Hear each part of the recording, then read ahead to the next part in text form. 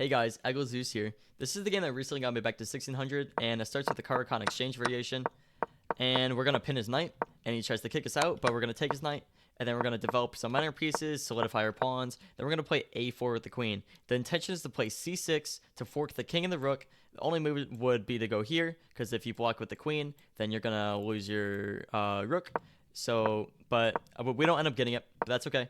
He wants to trade queens. I say fine. We kick the bishop, and we take the bishop with intentions to double his pawns, which is usually good, but he does get good compensation with the h-file and the rook. And we play f3, and this is a very important move because if the knight gets on this outpost on e4, it's going to be a devastating game. We're going to lose. So we develop our knight a little bit more, castles, and we're on the h-file now. We want to open it up, and we want to double our rooks right here so that we can drop a checkmate. But our knight is under attack, but it doesn't matter because of danger levels. If he takes the knight, he gets checkmated. It's just not going to work. So he gives himself the f7 square, and now we have to move our knight because now going to h8 is not checkmate. And he wants to start attacking on the c file, which makes sense because the king is in line at the c file. We trade a couple things, and we can't take this pawn on b4 as much as we want. It's pinned. We move the king up, so when we trade, the rook isn't here taking this with check because we would have been on c1.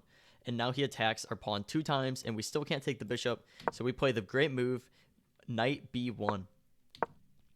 We try to trade off these rooks right here because we do not want the rook to go here and here, which is exactly what he does. And now there is an overwhelming force on the c file, and it looks like we're going to lose the game.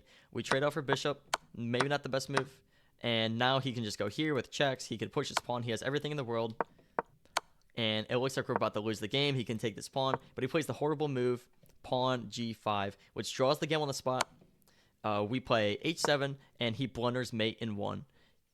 We have this for checkmate, which is what we played. He can't go to these 2 squares. He can't go in this file, and he can't go here. But let's go back to why it's a draw. If he goes here, we just check him to death. There's nothing he can do. But if he ever goes to this square, then we have mate on f8, which is fantastic. So that's the game. Hope you enjoyed, and take it easy.